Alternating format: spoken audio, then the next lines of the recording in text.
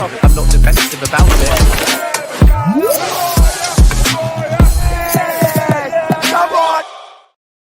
Yes, people, what's happening? Welcome back to the channel and welcome to another live stream. And it might only be Wednesday, but it has been a busy week with Chelsea. Obviously, we've got all the latest from the Mykhailo Mudryk situation that broke yesterday. Josh Acheampong has signed a new 5-year contract with Chelsea, which is great news. We've got the updates from Enzo Maresca's press conference. We'll look ahead to the game against Shamrock Rovers, our final game in the league phase of the Conference League, and any other Chelsea business there is to wrap up. As always, I'd like to be joined by Dan. Bro, thank you for coming. It's always a pleasure. Saying to you before we went live, I think I've said it on numerous occasions before, but it almost felt like things were going a little bit too well in the world of Chelsea for without something major sort of coming out to kind of maybe just level us down a little bit. We obviously got that news with Mudryk. Not an ideal situation. Before we get into the Acheampong stuff, let's just quickly go through that. I mean, everyone kind of knows my thoughts. I spent a lot of time yesterday talking about it, but there's a few updates. But before we get into them, bro, I mean, what were your thoughts when that news come out, and kind of like having sort of had a little read around it and stuff? What are you thinking? Yeah, well, good to be here. First of all, I hope everyone's having a good sort of week with all this Chelsea stuff going on, because yeah, we're a club that is never without drama. Whenever, like you said, whenever the going seems too good, you just know something's around the corner. And this was not what I expected at all. My stance is very simple. I don't believe that when these footballers have to give up so much in their life through years and years of sacrificing relationships, friends, everything to make it as a professional footballer, I just cannot understand why any of them would knowingly take something that would put their career into jeopardy. Yeah, no, bro, I absolutely hear you. It's not, I always get it with football, right? It's not the same as like athletics or like swimming or cycling, where by doing that, you are legitimately gaining an advantage and you're able to perform better. Like in football, I mean, I could be totally wrong here, but in football, you know, it's not going to make you a better player. You're not going to suddenly like go from okay, average to then prime, like a prime Ronaldo. Like it doesn't work in that same way. I think I look at, you know, maybe to do with some sort of recovery or something like that, but I don't think you get the same effects. Obviously, the rules are the rules, and you have to abide by them. And look, no one's denying that this has happened. This has happened. But what the grey area is how this has happened, and whether it was with intent, whether it was knowingly, and whatnot. Obviously, you know, the club have come out there. Maresca's been speaking in a press conference, you know, fully supportive of Mudryk. They believe him. You know, they're offering all the support they can, and they're obviously going to try and get to the bottom of it. You know, they're upset about the situation. And look, I genuinely believe them, but there's also, you could look at it on a slightly more cynical side and say, well, they kind of have to say that anyway. But I do genuinely believe that this has come as a big surprise. This has come as a shock. You know, you can get an idea of a player's character and what they're like around the place and whatnot. And I just don't, Mudryk just don't strike me as that sort of a guy. Yeah, I think his character seems good. I think he seems like someone who's honest and hardworking, and he puts in so much hard work to better himself that I'm in agreement with you. I was so shocked by it, and I just don't really believe that. I know it's happened. I know it's happened quite recently with quite a high-profile footballer in Pogba, but I'm not sure I believe that a footballer would do it, to be honest with you. And look, I don't know how it gets into the source. I know there's a B sample that we're still waiting for the report from on that, but I really hope that B sample comes back and this is just a strange showing up. But it's, as far as I'm aware, it's not the sort of thing that just sort of shows up randomly from a change in diet or something like that. No, from the research I've done. I mean, look, I mean, as you highlighted, you know, there's been other cases with Pogba, with I think Andre Onana, when he was at Ajax, took some like a fertility pill or something, and was obviously banned. You know, Pogba's at a situation, and look, you know, the rules do clearly state that, you know, whether you've shown intent or not, or, you know, you've done it unknowingly, that's not really an excuse. And Look, I get that, but I do genuinely think with this one, there's maybe a lot more in play than is kind of you would expect from a normal case. I don't think this is like a cut and dry situation in this one. I don't think personally you'd put all those level of statements out there that he has put out there, and whatnot, if this had happened, like, you know, sort of knowingly happened. But they're even talking about like sabotage and stuff, and the fact that it's a substance that you can't get in the UK. The fact it's happened international duty. You look at the countries that Ukraine were playing in. I think it was Georgia and Albania. I mean, I've got no idea what their political allegiances are in regards to Russia, but it's that kind of Eastern Europe, and I don't want to say they're dodgy countries or anything like that, but do you know what I mean? Like, it's not beyond the realms of possibility that there is some sort of sabotage here where you're looking to down a top Ukrainian athlete. Yeah, I mean, it's so hard to know, isn't it? But when you look at the character and you can make a sort of and Chelsea would be able to do it better than us.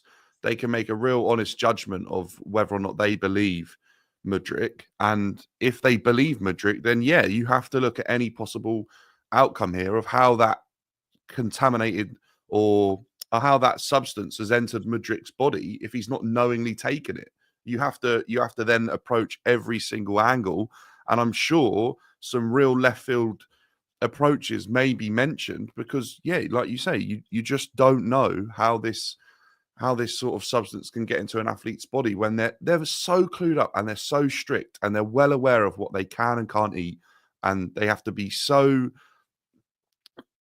aware of everything that they're putting into their body, even like protein shakes. They have to check all the ingredients to make sure.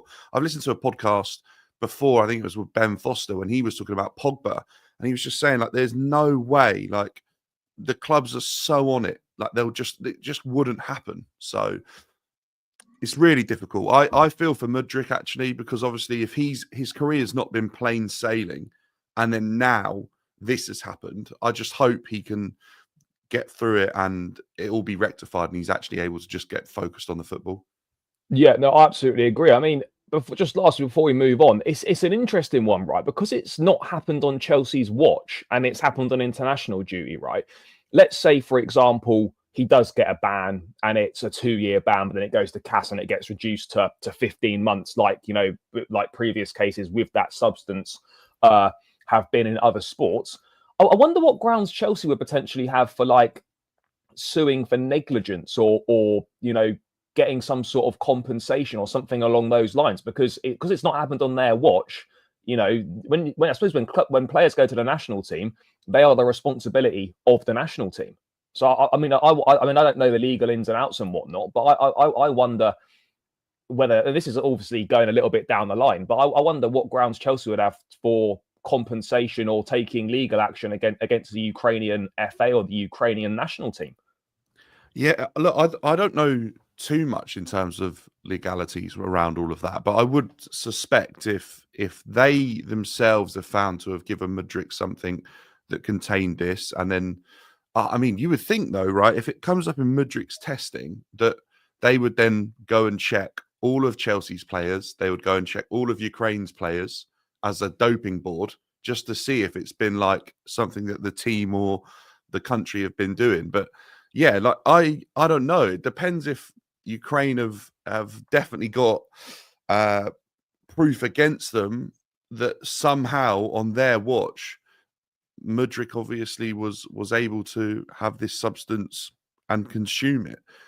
I just think back to a few years now. It's probably 20 years ago when Adrian Mutu failed his drugs test. We went on to win the league. We did. So you never know. He wasn't performance enhancing. He was just having a good time. Yeah. Yeah. Someone like that obviously knowingly took something that was against the terms of his contract, and Chelsea obviously sued him for the money that they paid him, and that was the whole reason. Did we terminate his deal in the end? Yeah, I think we did, and I'm pretty sure we sued him, and he literally couldn't afford to repay it or something. I think they sued him for the whole contract. So it's all out there. I've read up on it before, but I don't view this as a similar situation. I'd be really shocked, and I'd have to just eat humble pie if it turns out that this is something that someone's made a mistake and they'll regret it for a long time, to be honest. I just Yeah. don't see it as that being the I mean, case. I think you raised a couple of good points.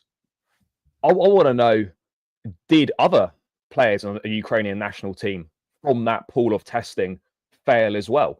Was it a contamination across the Ukrainian thing, or was it a targeted thing specifically on Mudryk?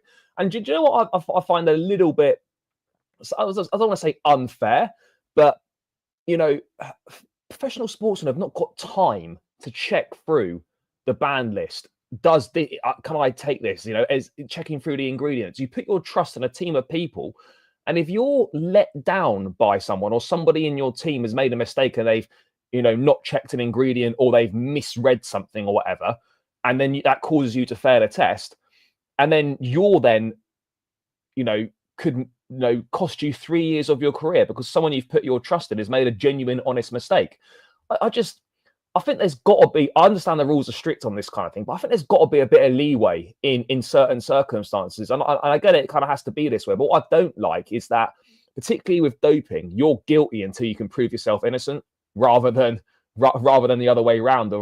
So like you've now got to prove that, you know, it didn't get into your system in a you know, knowingly. And I've got absolutely no idea how you do that. So look, it's going to be interesting to see how this one develops. I don't think we're going to get any updates anytime soon about things. He's obviously hired a specialist firm of lawyers. I think the same lawyers that were using that helped Paul Pogba. And look, the good thing is that we're not going to get bombarded with questions in press conferences and media because it's a legal case and there's going to be no updates. So that's a bit of a sigh of relief. But let's move on to more positive news, mate. And we sort of had a feeling this might have been coming. There was updates about it, you know, ahead of the Astana game. But Josh Acheampong has now signed a new 5-year contract with Chelsea. Well, say 4.5-year contract. But he had, previous deal expired in June 26, and he's now extended until summer 29. Mate, initial reaction on that? Obviously, there's been demonstrated a pathway that he wasn't sure about previously. This is great news for everyone.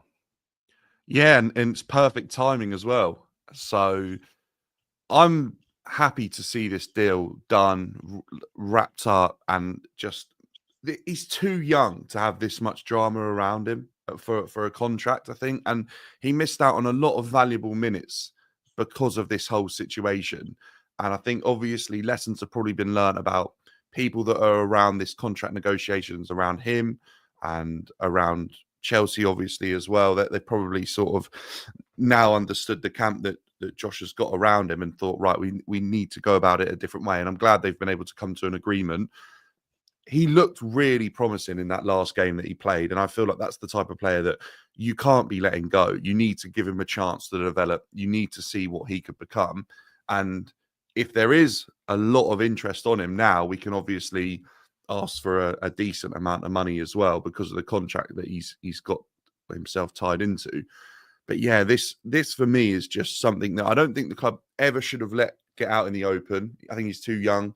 I think it's something that wasn't managed well, but I'm glad that he's in a new contract and he's gonna be a Chelsea player for the foreseeable because I think he's a really talented kid and he just needs to focus on his football. Yeah, I mean, I think this almost certainly confirms that he'll definitely play tomorrow. He'll definitely start against Shamrock Rovers tomorrow. And as you say, like, it's really important now that he just gets regular minutes as and when he can. As you touched on, he's missed a number of opportunities where he could have played Panathinaikos, obviously Heidenheim. I think he missed a Noah game as well. The last 3 games there, which he probably would have played 90 minutes in. So he has missed out on valuable time. But now, you know, he's going to be training with the first team. He'll feature tomorrow. I don't know how close the guy is to breaking into the first team picture, but with Badiashile injured, I don't know if we've got an update in the press conference from Maresca about his fitness or not. But I don't know. We're in a situation now where Acheampong could find himself involved in the matchday squad again on Sunday at Goodison Park. And, you know, when you produce players at the rate that Chelsea do out of the academy, it doesn't half help when it comes to the transfer market, because you look at a player like Acheampong, right? If you wanted to buy an 18-year-old, you know, in his profile, with his potential and with his ability, mate, we've probably, like, in a situation here, we could be saving ourselves upwards of 50 million quid. Yeah, definitely. And I was reading something the other day about Chelsea in terms of the transfer market and selling. The amount of money we've been able to generate from academy players over quite some years now is so huge that it's actually allowing Chelsea to get away with obviously not playing Champions League football, not winning as many or going as far in as many competitions as they previously done in the bigger ones.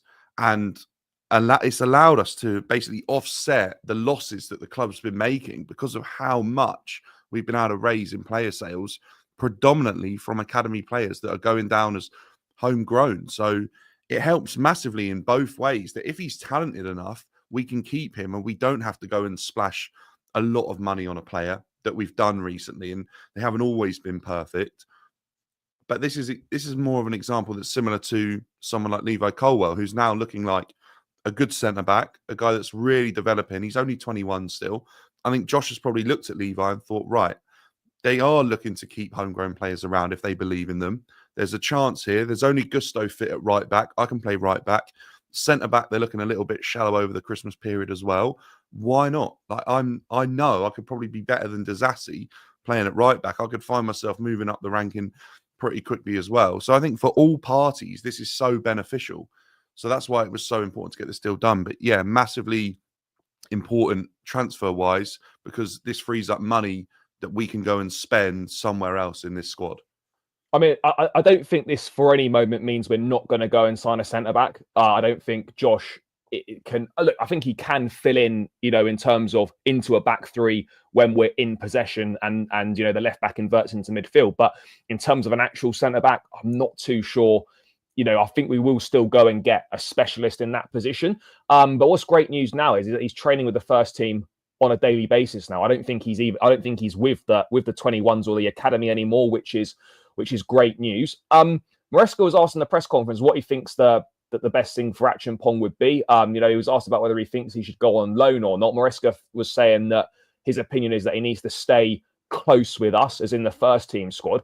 I mean, what do you think is the next logical thing to do with Acheampong? Obviously, he'll get opportunities in the Conference League, early rounds of the FA Cup, maybe league games here and there, depending on injuries. But I mean, for me personally, I think a player like him, where the minutes aren't obviously readily available straight away in the first team, certainly from a league perspective, I can't help but feel, and again, this is probably Reece James dependent, but I think he could really benefit from a season on loan somewhere at a decent level, play week in, week out, and then come back a much more rounded player. I mean, what do you think the best solution would be for him? I mean, he'll get a bit more minutes this season, but next season, if Reece is fit again, we need to find a solution where Acheampong is playing regular football because he's too good to be playing like 21s football now. Yeah, no, definitely he's too good to be playing at that level. And I bet that was massive in the contract discussions that he wants to be part of the first team group and he wants to be training with them and he wants to be focusing on himself and playing football. And that's the most important thing. I can see a potential that he obviously stays at Chelsea and gets sort of a limited amount of minutes. And on the chance of injury, he'll be the guy that is obviously given a chance. I think we've seen in the past, Lewis Hall's been that guy. Alfie Gilchrist has been that guy. Josh could be the next one in that line of young sort of fullback players to come in and be given a chance at right back because of the situation where Reece James can't stay fit. There's always a chance. And I wonder whether or not he's willing to stick around for that. However, you look at someone like Levi Colwell, who's gone out, worked the loan system really well, played good minutes at Brighton, really impressed. And Chelsea saw that he was ready for the Prem and they can back him. They did the same with Conor Gallagher. He went out to Crystal Palace after a string of loans. The Crystal Palace one was where he was finally ready. He came back, he fit straight into Chelsea's first team. And then obviously we ended up selling him for a huge amount of money as well. I wonder whether or not there's always a side eye on a loan deal at Chelsea because I even think of players like Cassidy went out to Leicester, got called back, has been given a chance, but never really a fair crack of the whip because of who we have in front of him. So Josh is well aware of the challenges that are ahead of him to get into the Chelsea team. And if he feels like he isn't getting the game time that he really needs and he isn't developing as a player, and the club agree, I'm sure a loan deal will be discussed. And probably, I mean, it's a shame, isn't it? This is what I said about those minutes being so important. If he'd have had 3 to 5 games of 60 to 90 minutes, everyone would have a far better idea of the player that we're talking about here. But because he hasn't had a chance to have those, it's just a shame, because January's right round the corner, that it might be a premature loan deal than actually, like, we don't sign another replacement at right back. He goes out on loan. Then there's a window of open opportunity for him and he might miss it. So I don't know. I really don't know how they manage that. I just hope they get this situation right, because I think it's one that, as a club and as a player's entourage, I don't think either party's got right so far. And it's a bit of a shame, because the only person that it hinders really is the player.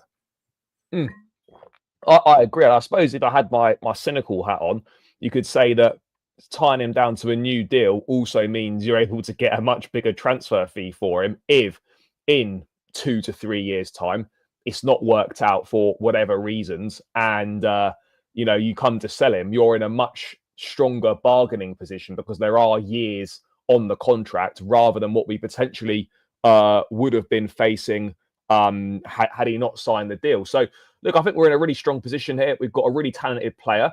I mean, someone in the chat was saying they think, where was it? I think Josh is capable of taking Gusto's spot. I wouldn't quite, I mean, capable potential, yes, but I still think the levels between Josh and Gusto right now are still quite big. I'm not saying they can't be close and he couldn't go on to become a very good right back, but I genuinely feel that, I don't know what your thoughts are on this, mate. If Reece didn't have injury problems, would Chelsea have been so keen to tie Josh down? I'm not sure he would have been.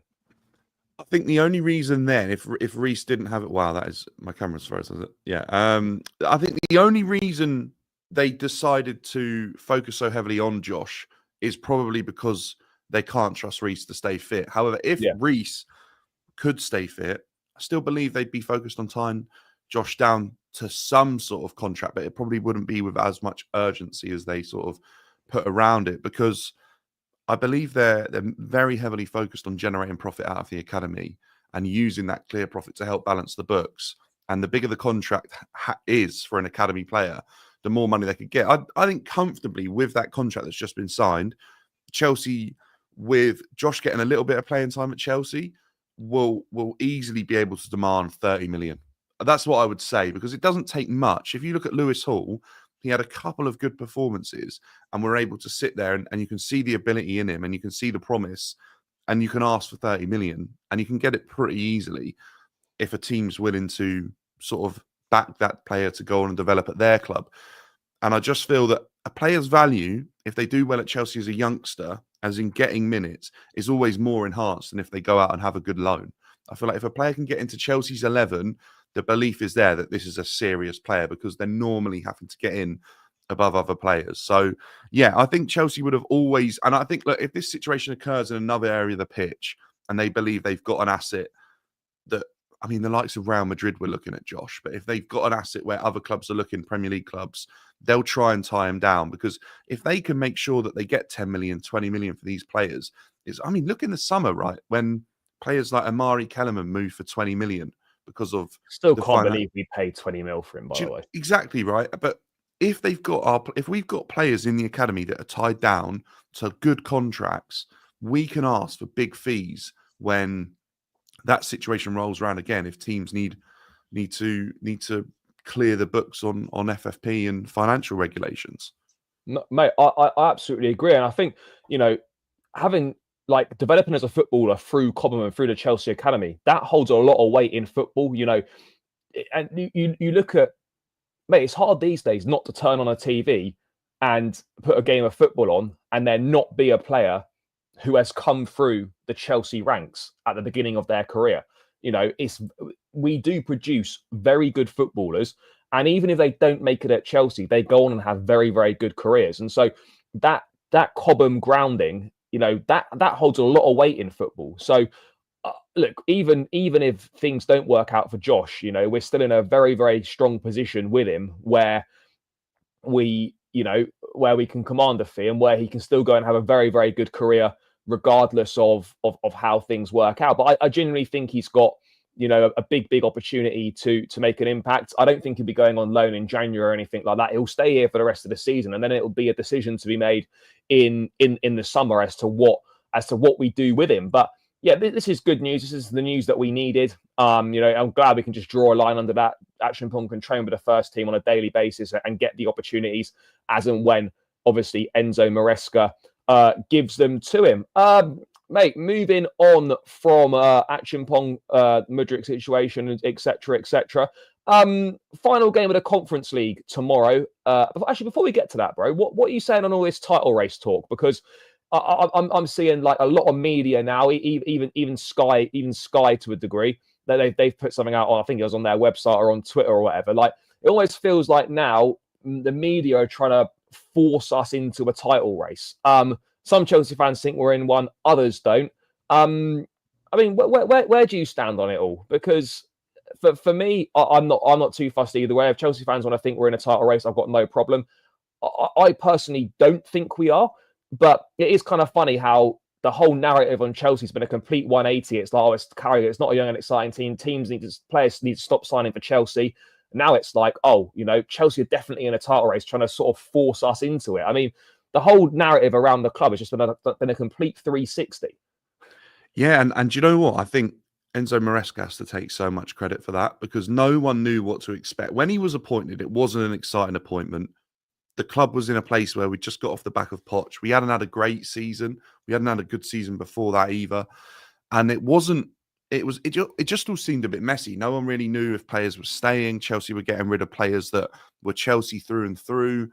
It was just such a weird and different approach to what everyone is used to in the world of football, that it wasn't exciting, because people were actually like, hang on, no one knows what's going on there. Why would anyone join that club at the moment? But obviously the directors and the board had an idea.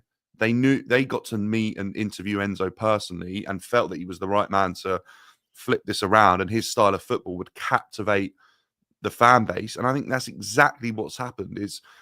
It just shows that playing some good, exciting football and giving the players that we've signed a chance can really help to change people's mindset on it. And I think, had we been sat here now and the manager wasn't playing good football and we weren't where we were in the league, this hype wouldn't have just come out of nowhere. We would have still had the same question marks. But I think people can start to see that with this system, with this style of football, with Maresca actually being a way better manager than what anyone was aware of, we're starting to get obviously some real big sort of statements being made about this Chelsea team and how far they can go. I agree. I think the thing with a title race is, I think you ask two questions when you start making that, are Chelsea in a title race? You're kind of asking, at one point, can they win it? And two, how far can they go? And I think that whenever people mention, are we in a title race? I think you have to answer both those questions. Some people don't like answering both questions in that. I don't believe this Chelsea team right now is ready to win the Premier League. I just think there are some slight issues that I see in this team that I think against bigger teams, we won't be able to win those games. And then for that reason, we won't get enough points to win the Premier League title. I think it's that simple. You show me this Chelsea team can go and beat Manchester City, go and beat Liverpool, go and beat Arsenal. You know, if it can do that, then I think the conversation drastically changes. Yeah. But right now, we need to focus on game by game, focus on improving the players, developing them, making sure that Maresca has got his team playing the football that he's got an ideology of. And we'll just reap the rewards when all of that is going right. We'll be able to see what this Chelsea team is capable of with time. Are we in a title race? I mean, I looked at the points tally of last season. Chelsea are on more points now than what Manchester City were at this point last season. Obviously, City have had a far better, more experienced 11, but they did go on to win the league. So if Chelsea is second, look, I think right now we're in a title race, but this is a marathon, not a sprint. It's not like it ends next week. If we're not able to go the full distance, will we have ever had a title race? So we've got to see. Yeah, no, mate, I absolutely hear you. I mean, look, at the end of the day, I think Maresca's played an absolute masterclass on this in terms of managing expectations, in terms of taking pressure off the players, in terms of deflecting, title race questions and whatnot. And it's about managing expectations, and it's about keeping pressure off the players because, this is a young group. This is still an inexperienced group. This is a group, right, where you look at it and you've got in that squad, you've got Marc Correa, who's won the Euros, and Enzo Fernandez, who's won the World Cup and the Copa America. No one else in that squad, other than Reece James, who's obviously injured and not playing, has won anything, I don't think. Pedro Neto, Joao Felix might have won a La Liga with Atletico Madrid. But what I'm saying is you look at, Nkunku could have been part of a PSG squad that might have won some French league titles. But when you look around the bulk of the team, right, hardly any of these players have actually won anything major or contributed to winning anything major. And look, at one point you have to do it for the first time and that has to change. But I just don't think, I agree with you, I don't think we're quite ready yet. But at the same time, in a sort of a roundabout, in a sort of a weird way, I'm not saying we're like 5,000 to 1 outsiders like Leicester were, but this season has got a bit of a feel about it that there's an opportunity for an unfancied team to go and just take grip of the league. Man City have fallen off a cliff. Arsenal have regressed from the past 2 seasons. Liverpool are looking strong, but they don't look, unbeatable. And we're kind of just there going about our business. And I don't see why, one way or another, why do we need to commit to saying we're in a title race or we're not in a title race? Why can't we just enjoy the feel-good factor around the matches again? Enjoy watching us play good football, enjoy the players, that harmony in the squad, and just see where it takes us. As you rightly pointed out, mate, it's December. It's not like this is March, April time where you'd say, yeah, we're absolutely in a title race. And that's for me why it's way too early to be saying anything about a title race, because you've still got over half the season left. So it doesn't make sense to commit one way or another, to this title race conversation. But where do you think, this is obviously quite difficult, but we've spoken about this before.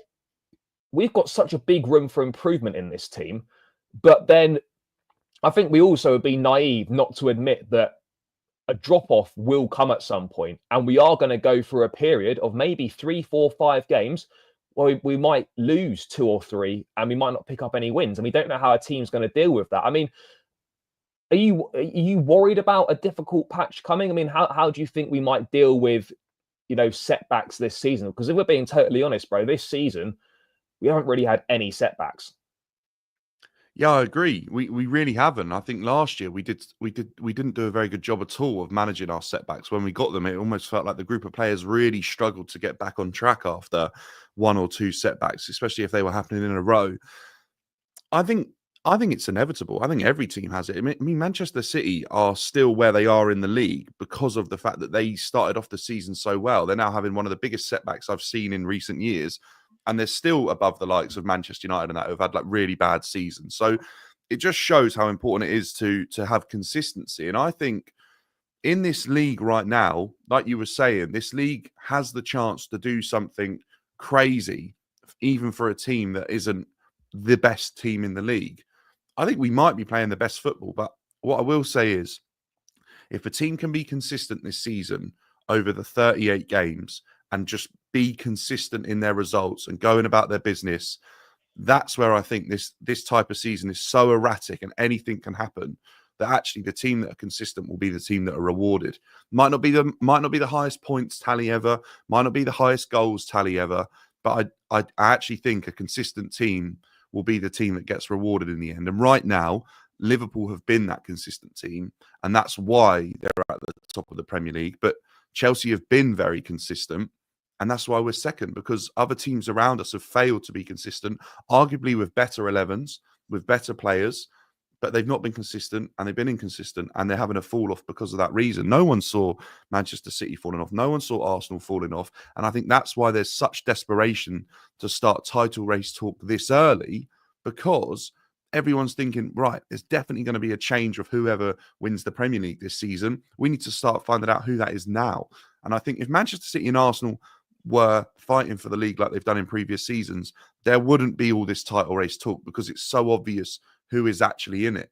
Yeah. I think people are trying to do a little bit too much, but I do genuinely believe that on the evidence I've seen so far this season, Chelsea have the ability to go about their business and push the likes of Liverpool, Arsenal for a Premier League title if we just keep going on the same trajectory. But like you said, drop-offs can happen, mistakes can happen, bad patches of form can happen, key players can get injured, touch wood they don't. You just never know. Football isn't linear, it's unpredictable. It's about going game by game, and that's what Maresca keeps saying, and it's about improving on mistakes that have been made. The one thing I'll say is we're in a very fortunate position right now where this Chelsea team are making mistakes when we play. We're getting away with it. Brentford hit the crossbar. Sanchez pulls off a weldy. You know, a player isn't clinical enough when they've gone one-on-one. We're managing to score enough goals to outscore our mistakes. My biggest concern is if we don't outscore the mistakes or the conceded goals, where would we be in the league? So let's just see. I don't put too much pressure on this team. I've got no expectations around winning the league. My expectations as it stands right now is Champions League football. If we're 5 games off, I still won't have expectations of this Chelsea team winning the league because look at the running. Unless we're 20 points clear, then I might say, look, the we've got a running's a chance. madness, isn't it? Like it's really, really difficult. I mean, I agree with you. I don't think the points total is going to be particularly high this season, and that's down to the fact that the Premier League is arguably the most competitive it's been in a long, long time. You've got, I mean, bar maybe the bottom 3 teams who are quite comfortably the shittest. Anyone is capable of beating anyone on any given day, and that's never been more apparent than in the league this season. Consistency is definitely going to play the biggest part. That's something that Chelsea have massively struggled with over the past couple of years is consistency. We're now on a 5-game winning run in the league. I think it's 7 wins in a row, all competitions. We could be going for 8 wins in a row tomorrow night. I mean, you look at this team, right? And obviously fitness and injuries is going to play a big part. So far, we've been very, very lucky in the first half of the season that we've had very, very few injury problems and we've not been decimated like we have in previous years. Do you think this team has got that level of consistency? Or like myself, do you think we still need to see a lot more? Because I think there is a level of consistency that we haven't seen over the past couple of seasons. We've only lost 2 out of 16 in the league so far this season. So there is better consistency there, but it's still over a smallish sample size. I haven't seen enough to suggest that over a course of a season that we can maintain this. But when you look at this team and you watch this team this season, do you take confidence and think that, do you know what, even if we don't have that consistency over the whole season, that we are very much moving in the right direction to be getting it? Yeah, I think we are. And I think as a fan base, that's what we've got to be excited about, is that we're showing right now that we can put consistency and consistent performances together. We can consistently go back to the training pitch and work towards the next game, which is something we haven't seen in a couple of seasons. And we have to be excited that actually this team are ahead of the curve. That shows how promising some of these players are. It shows that the manager is promising, that he's working in the right way, and that as a club, we're moving in a promising direction. I don't think the board and the owners are perfect. I don't think they've gone about everything right. And I don't want to sit here and say I was wrong about them, because I still don't think I was. But good football takes away from all of that. And I think that's what's so important, is being consistent, getting results. That will tie everyone together at this club again. And that's what we need to see. And whether or not that leads to a league title this season, no one really knows. But what it does show is that I think Chelsea are on the trajectory to be here for the next 5 to 10 years, like the club have said. And that's what we have to be excited about, because on a real there's a real chance that this Chelsea team will be able to be at the top of football for a consistent period of time, off of the evidence that we're seeing in this very small period that shows that we're there to put together consistency. I think that's what this board are really trying to build. And I think it's been hard at times to see that. But right now, when we're seeing what it could look like and the potential is there for everyone to see, if it's managed correctly, this Chelsea team, I mean, I think people are worried about what it could be because of the age of some of these players. And when you look at teams in the past that have had a good group of youngsters coming through, they go on for a long, long time. I think people go straight to the class of 92 and look what that Manchester United team achieved. You can't win anything with kids. Yeah, no, mate, this is it. And now you're getting to the point where you're seeing that people are desperate to talk about us again because they're actually, I agree with you, they're worried about what this is going to be. They're worried that they're going to have to do complete 360s on a lot of their takes. You know, the amount of criticism the board took. Look, I'm on my hands. I think a lot of Chelsea fans are critical of the ownership, weren't sure about the recruitment, weren't sure about the direction we were going in. And you look back at it in hindsight, and it's a great thing to be able to do. But there were always going to be some teething issues with it, with a takeover, particularly when it was rushed through and in the circumstances it was.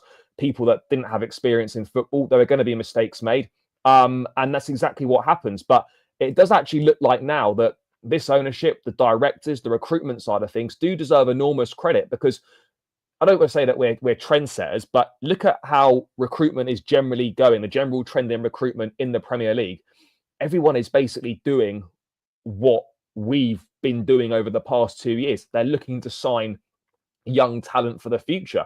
And you look at, and this is why I think we're in such a great position, bro, is because you look at where we are now of our squad. The vast majority of the squad rebuild is done. You look at Liverpool, that squad's going to have to be refreshed at some point very soon. The Arsenal squad is going to need a refreshment. Man United are all over the place. Man City, that squad is aging and needs a real refresh.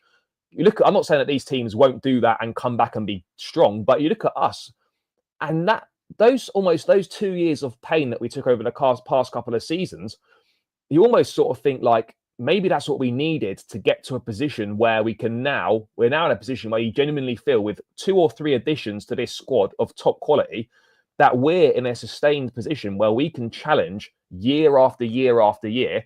We've got players that are going to be getting better and better. They're going to be having the prime years of their career at Chelsea. And you suddenly look at it and you just think, hang on a second, maybe these guys did know what they were doing. And some of the apologies need to be as loud as some of the disrespect was and some of the outrageous criticism that was thrown out there.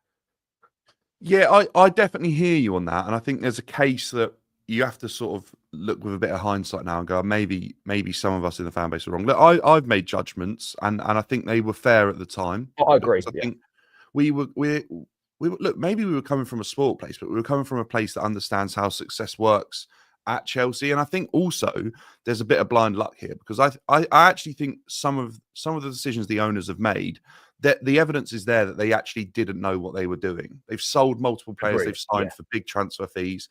Multiple players that have been recruited for big transfer fees. It's not worked. We've spent a lot of money that I actually think apparently there are different ways to skin a cat, but there's a way of spending 1.5 billion that doesn't cause the 2 situations that happened in the last 2 seasons. Doesn't cause 12th and 6th. You spend 1.5 billion, you give a team that has just won 1 season ago the Champions League 1.5 billion, keeps that team at the very top. Whether or not without the drop off is what I'm saying. I think there were mistakes made with managers. I think there's been mistakes made with contracts. Look, no one's gone about it in the right way, but yeah, maybe with a club that was run in such a way that the new owners were just not going to be able to run the club. Like they've bought a business and they've gone, look, this business has massive potential. It's doing very, very well, but it cannot continue under our reign to work in this way because that's just not going to work for us. We're the guys that are calling the shots now. We've got to do it our way. And we've suffered because of that. We've suffered with instant impact on the pitch. We've suffered with a different feeling around the club. Like there's no denial. There's no denying that that's happened.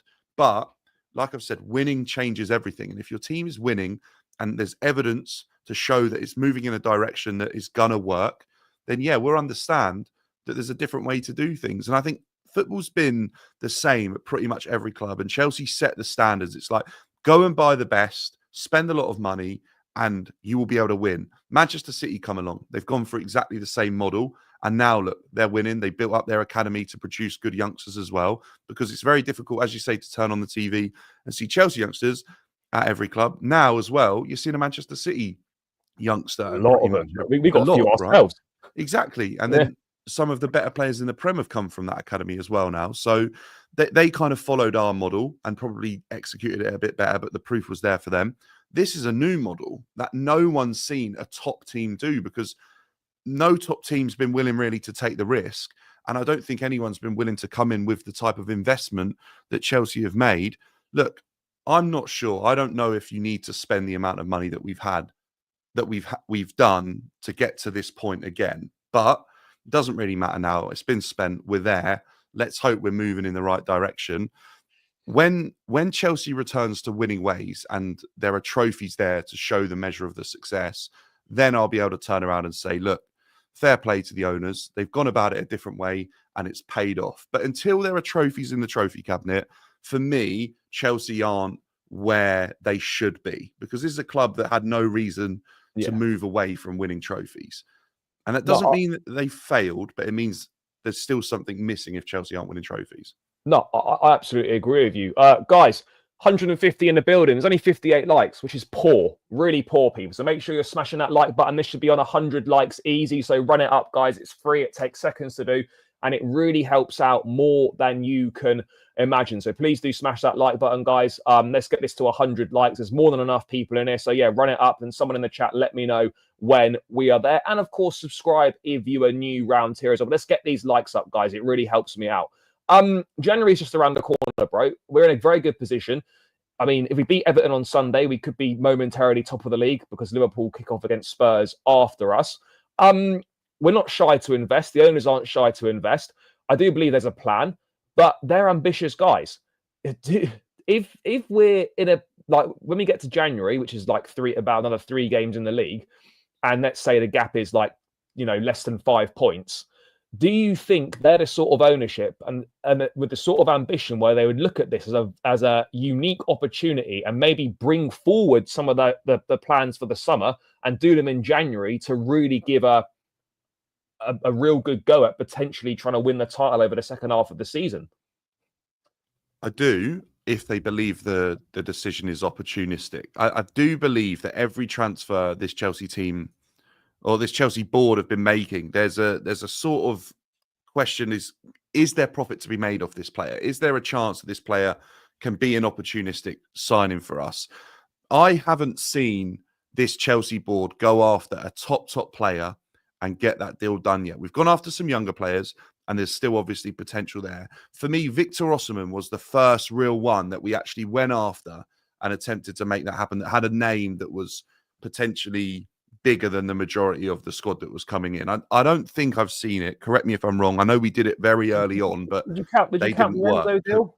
It's a big one. I don't think Enzo had done enough. I think Osimhen's done it in 2, 3 different leagues now. He's a big name. He was being linked with some of the biggest clubs. Obviously, I actually think he's probably hindered his career more going out to Turkey than helped it, to be honest with you, because I think the hype's gone away. And I don't see Chelsea going back in January. No, I think it was literally that deal was summer or bust.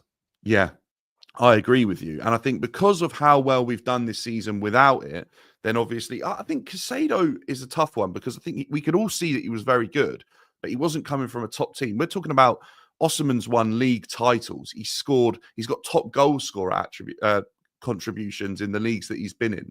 He's scored a lot of goals. He didn't have one decent season in Serie A. He moved to Napoli for like 70 million. It was expensive, wasn't it? Yeah. Yeah. So he's a very well-renowned world footballer, and people were talking about Osimhen going to some of the best clubs in Europe. Caicedo was in that conversation and obviously moved for a massive fee, but Caicedo was also bought for the potential. It wasn't like when Chelsea were buying, I don't know, I'm just trying to think of some of the top players we've signed, but we bought Koulibaly and it didn't work. And I think that's why this board have gone, let's go for the younger players, spend a bit of money on them. Just quickly on that, do you reckon that first summer, right, which was a madness with Todd just acting as sporting director himself, you look at the players we signed, they were all experienced players. Koulibaly, Aubameyang, Sterling, Cucurella came as well, and that's actually worked out well, but that's probably the only one from that window. I'm not saying that the plan has suddenly changed to signing younger players. I think the plan was always to sign younger players. But do you think that plan's maybe been accelerated, and why they've completely moved away from experience is because maybe they're a little bit scarred from that first window where we spent a lot of money, we offered big contracts to players, and none of them worked out?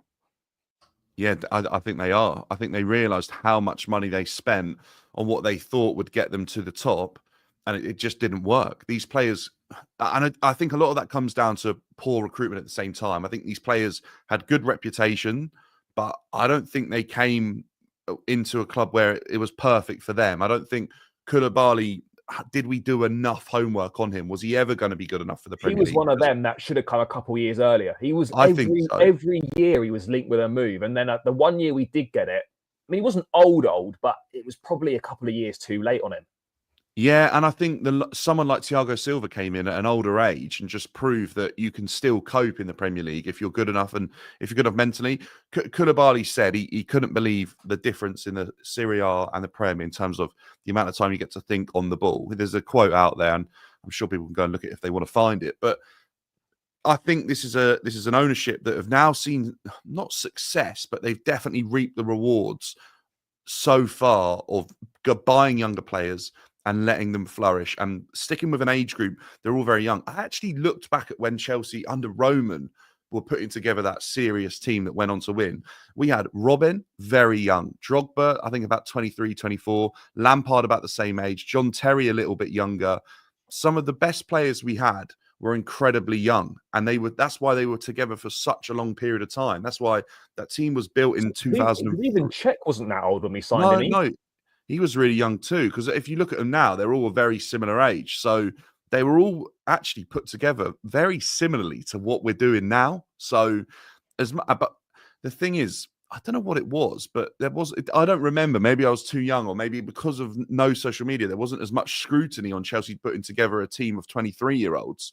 I actually don't know the difference, but we bought Joe Cole incredibly young at the time that we bought him. But what we did do is also go out and get players like Makelele, who had come from the very top of football and be very experienced. And that was arguably like our Thiago Silva back then, a player that had been around the best and knew what you needed to bring every single game.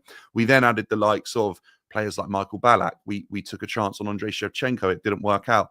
Players like Nicolas Anelka, players that came from a good level, and then we added them in. But we started off with players that were pretty much raw potential, and we grew from there. And that's why that team was put together in 2004 and won the Champions League in 2012. It's 8 years it took for that team to win a Champions League.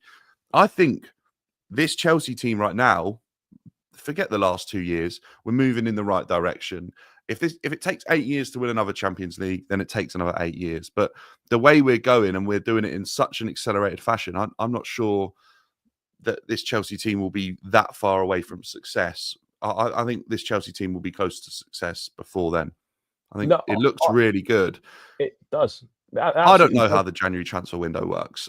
Look, we could go out and sign someone, but I think they are scarred from all the ones before. That if we go and buy someone for a lot of money, it doesn't work out. What a waste of money! It just doesn't make sense. So I think they really want to get their recruitment. We're a lot more calculated in the market now, aren't we? And they got ambition, right? And I think they will spend in January if the right opportunity's there, and they feel like the title could potentially be on. They will do that. But I think the days of us being rash and spending big money on a player that we're a little bit unsure about, we've just gone for it anyway. I think those days are gone. I mean, I'm not saying we're not going to spend big money on players, but I don't think we're going to sign another player for 80, 90, 100 million. I think we're very much going to be in that sort of 40 to 60 million pound range when we sign players. And I think that's just a sign of us learning from mistakes we've made. And I think they're happier, doing that. And we are going to be looking, top. I'm not saying that top players aren't coming to Chelsea, but I honestly don't believe we're going to be signing any big names. I just don't see it. But you look at January, I think if opportunities are there, we'll go for something. But part of me also feels like I don't want us to bring someone in for the sake of it, and then it upsets the balance of the squad and what we've got going on. It absolutely has to be right, and it has to make sense on every level possible. But I also think we could just do with having a window where we just move a few players out and we don't really do anything. Yeah, and I think that's what's important, isn't it? Is because I think if you look at a team like Liverpool, you look at a team like Manchester City, you look at a team like Arsenal, the expectation was there to win a Premier League this season. And they may act a little bit more desperate in January than what Chelsea can afford to not be desperate, because look, as much as there's a chance to go and win the Premier League there, none of us are expecting it. None of us feel like it's a missed opportunity if we don't go and win it, because it's still so far away from happening. And we're not this close. We're still that close to winning it. So, yeah, look, I think they believe that if we're going to recruit into this team, the feeling has to be 100% around the person that's going to come in. And you know what? At this moment in time, they're getting more right than they're getting wrong at this moment. And it wasn't the case 2 years ago. But now, every player that's coming in, it just feels good. It doesn't feel like that player's upsetting the apple cart. It feels like they're fitting in. They're doing their due diligence. They're checking out the player. And I saw some people yesterday saying, "Oh, look, Rashford, let's go get Rashford." And I was sat there like, no. what are we doing here? Like, that is a disaster waiting to happen. We've got Sancho, who's doing very well. We've got Pedro Neto, who's just come in. Look, I know Rashford's capable of doing something spectacular, but for me, I look at Rashford and I look at the drama that goes with Rashford, and I think that is exactly what Chelsea are trying to move away from. And if we do our due diligence there as a board and as directors, I'm sure we wouldn't take that risk. So I think people get a little bit excited with big names, but look, I'd rather put something together that can build for 10 years than jump in and get someone like Rashford for the instant success. I agree, mate. It doesn't make any sense at all. And I think at the end of the day, like, we're not in a position where this is like a squad and this is our last chance to win the league and you're just going to throw everything at it. We don't need to rush this. We're going to have plenty of other opportunities to win the Premier League and be successful for many years to come. We're not in a last chance saloon with the squad where you're thinking, we might not get this opportunity again with this group. We need to bring someone in, a couple in to try and make it happen. We can just relax and we can just chill about things. But I'm going to be interested to see what we do in January. I'm going to be interested to see how we continue to perform over the Christmas period and for the rest of this year. But I mean, bro, moving ahead to Shamrock Rovers. I mean, last game of the Conference League phase, that will then be European football put to bed until March, which is a big help for us as well. It also raises the issue, I suppose, a little bit of how do we keep everyone so happy when those games are gone till March. Yes, the FA Cup starts, but that's not that regular. So that's going to be an interesting juggling act. But this game against Shamrock, I mean, first time we've ever played an Irish side. I don't know an awful lot about them. Are they better than Astana? Are they better than Noah? I don't really know. It's at Stamford Bridge. It's going to be another opportunity to see, a load of column youngsters get some minutes. How are you feeling about it? What are your thoughts on it? It always feels weird sort of looking ahead to these games because they're games that you've already won before a ball's been kicked.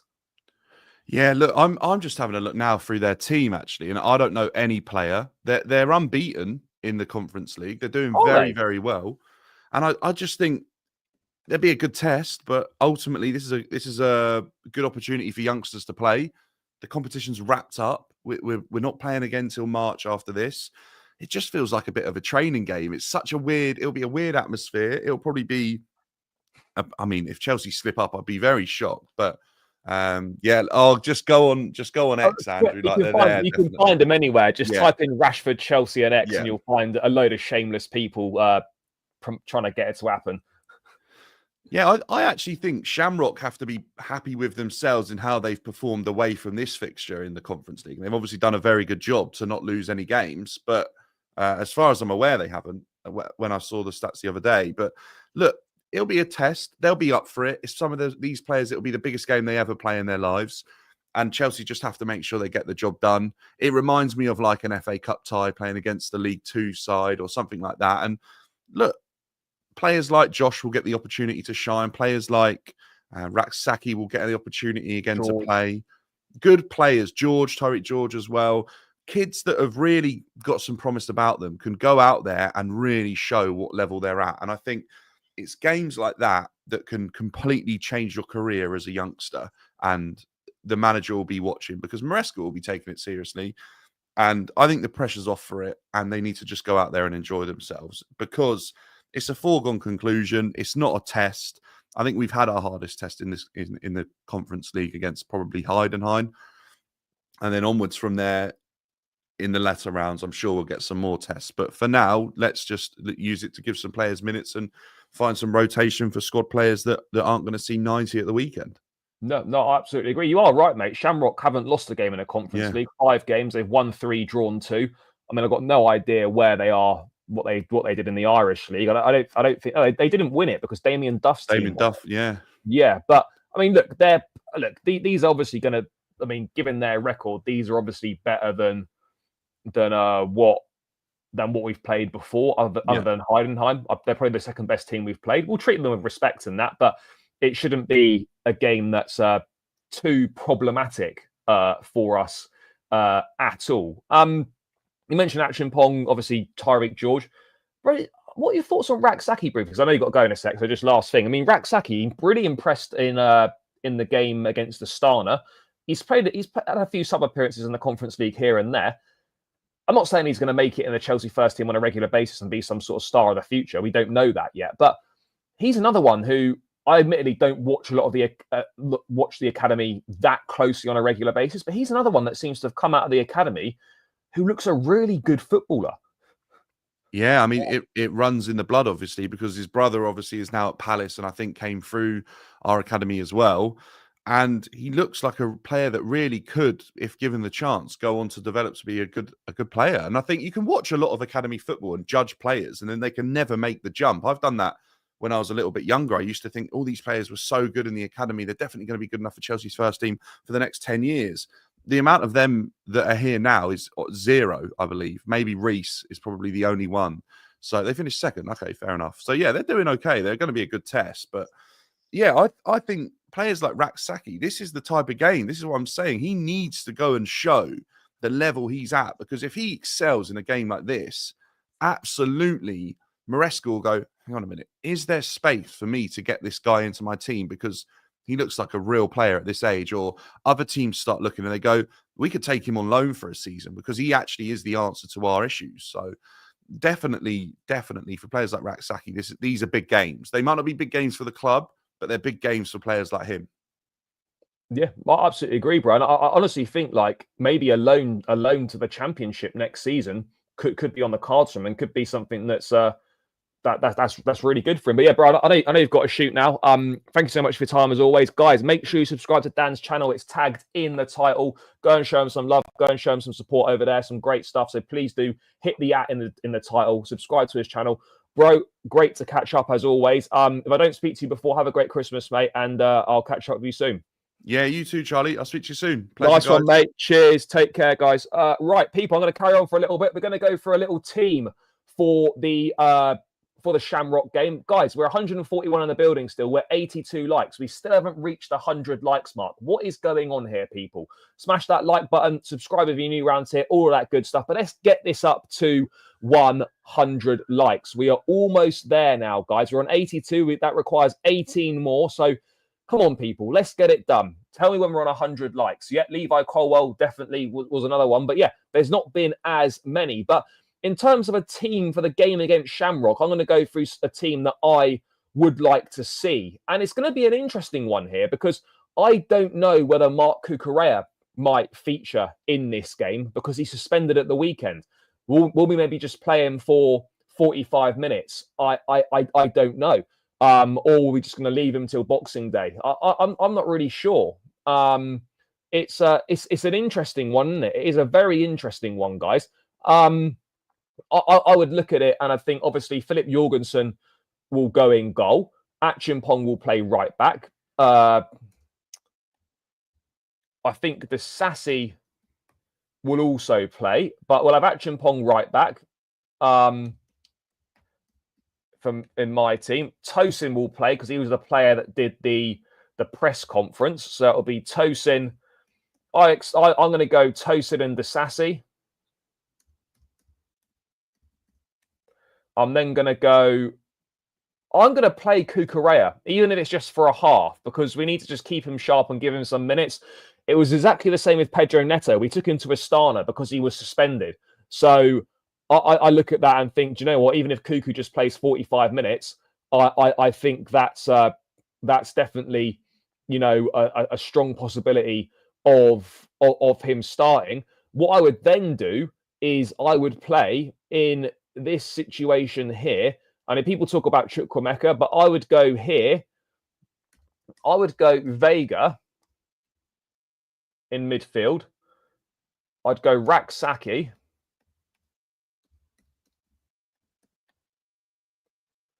And I would go Dewsbury Hall. I'd go Tyreek George. Mark Guiu. Who do you play on the left, though? Because you'd normally play Mudryk, right? But you're not going to play Neto. You're not going to play Madueke, and you're not going to play Sancho. I don't know if Joao Felix is. Oh yeah, of course, Cesare Casadei. Maybe I'm going to have Vega bench for this game. Then people, maybe I'm going to have Vega bench. You can't appeal because it's 2 yellows. You can't appeal 2 yellows. I don't know if Nkunku plays this game. I mean, you could have Nkunku on the left, to be honest. I might go with that. But then, does Casadei play in this game? We've got quite a few options here. Maybe we go Nkunku on the left, something like that. But then maybe you play Cesare Casadei and Vega and Cucurella. They play 45 minutes each at left back. I think Raksaki deserves to play. I think Raksaki, Acheampong, and George should all start. Yeah, this is an interesting one, people. I don't know if Felix is fit. Was there any news in the press conference about Felix? Did we get any update on any injuries at the presser? I don't know if we did or not. Let me have a quick look, guys. Did we get any injury news? It doesn't look like we did. No, there's nothing. No, there was nothing. Why does no one ask about injuries? It's really annoying. It really irritating that. So yeah, there was nothing on. There was nothing on injury. So we don't even know if Joao Felix is available for this game. We've got no idea. We've got no idea if Joao will start, if Joao's available. So yeah, we have to just we just have to wait and see, people. That is all we can do. Let's wait and see how this one pans out. Let's wait and see what happens. But yeah, it's unfortunate, guys. There's no injury update. So maybe we do play him on the left. Maybe we play Nkunku left, or do we play Felix on the left? I don't know. Badiashile not back. Lavia should be back for Everton.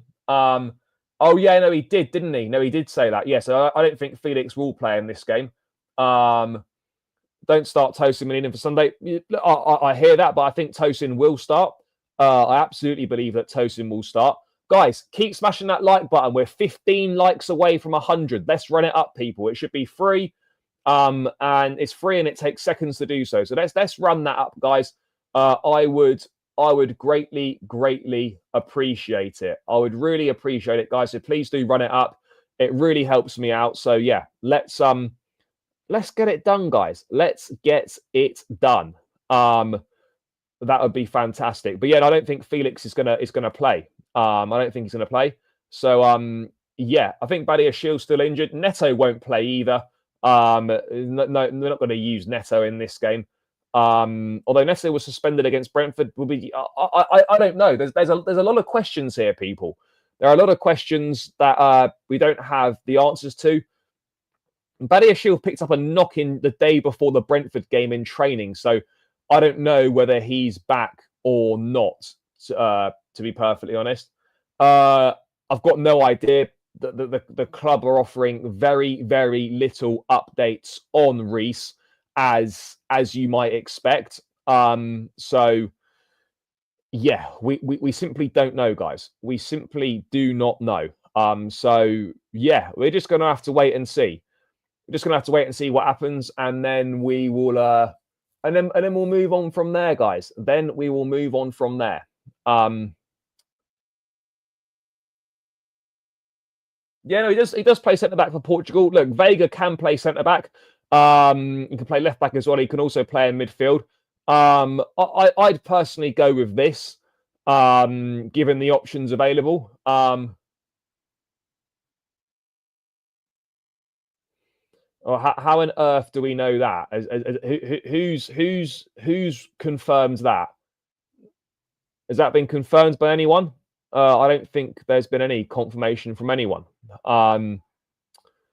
I don't think there's been any confirmation about Reece James doing anything right now, so I'm not quite sure where that's come from, to be perfectly honest. No.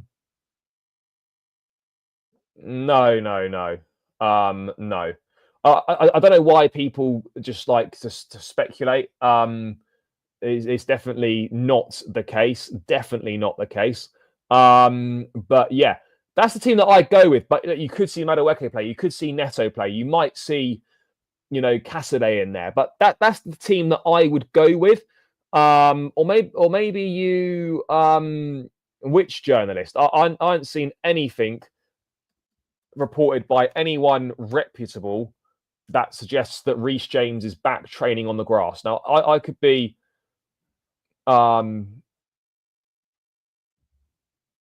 Again, who's this? Ishan Shah.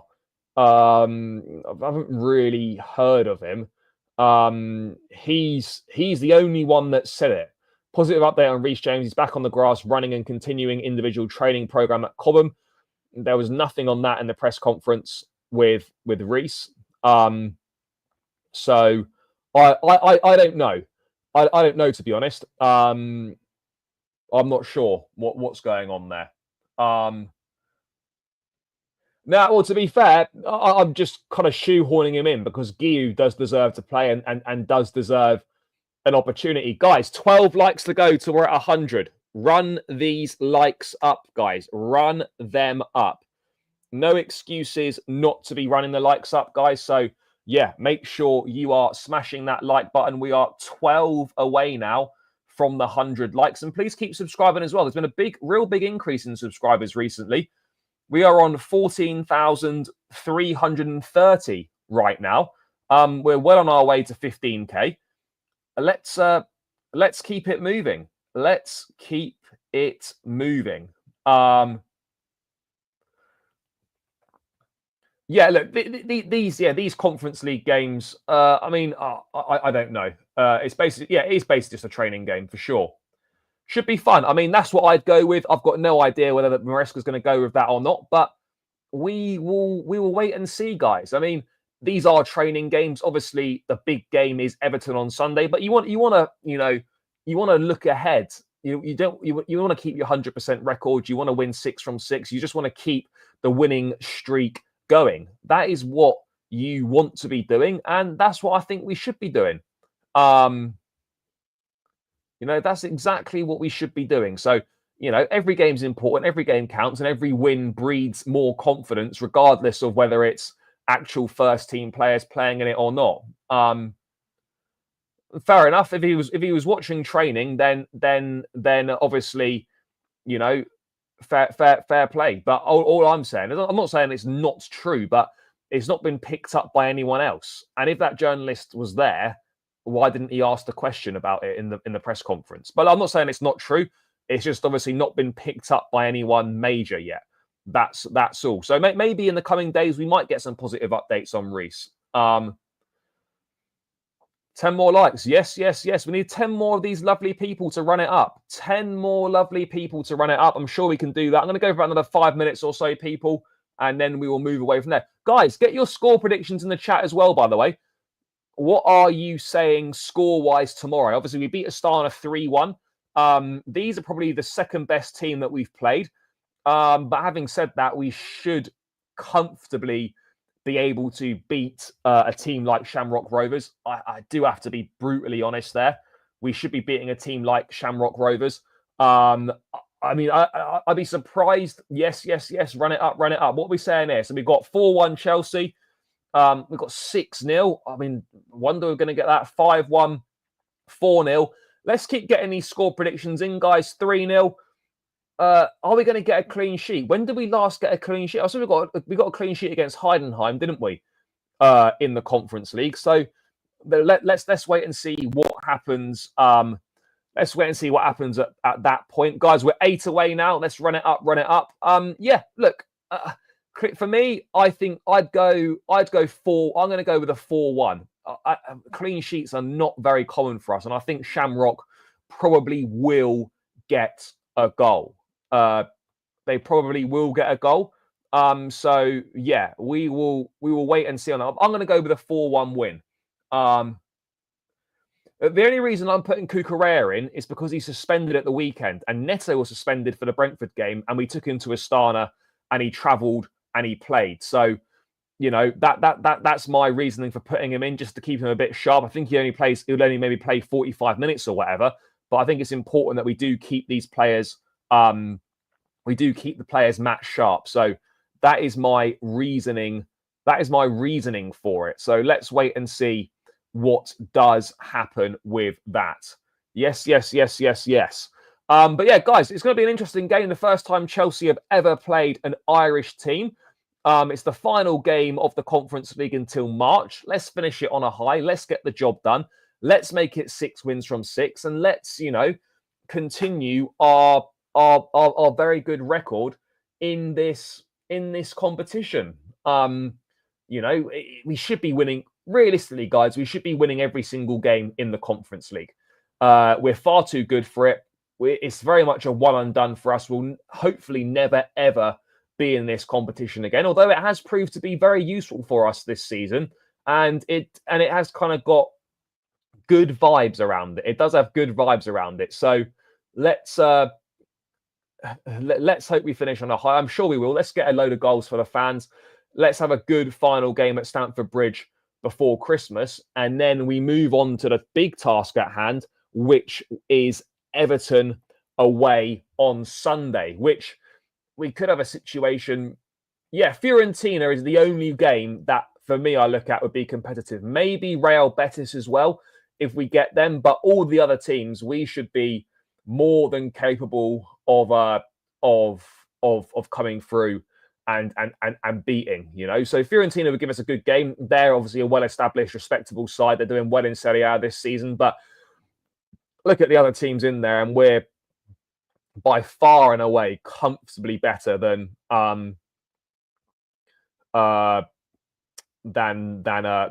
those teams. So yeah. Well, yeah, if we win the league, though, we won't be in the Conference League, will we? We'll obviously be we'll be Champions League, won't we? So, but yeah, look, Conference League for a one and done, I don't mind it. It feels like it's quite good vibes and whatnot. So, yeah, that is where we are at, guys. We're still 8 likes away from 100. Let's smash that like button, people. Keep subscribing to the channel if you're new around here. We are hurtling towards 15k. I know we're still about 650 odd away from that, but we are moving in that direction. So please make sure you're subscribing to the channel if you're new around here. Make sure you are smashing that like button as well. Let's get this to 100 likes. And everything's feeling good around Chelsea at the moment, isn't it? Everything's feeling good around Chelsea at the moment. I want this trophy for this season as Chelsea. Yeah, we definitely are going to get. I feel very confident that we'll get this trophy and that we will win the competition. I've got no doubt about it in my mind. So let's wait and see.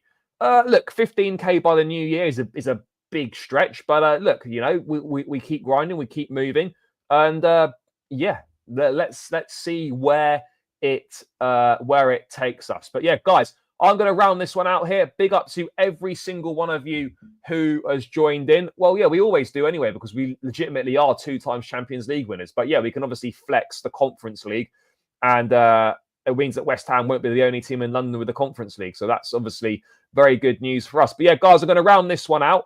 I won't be at the game tomorrow. I am missing my first game of the season.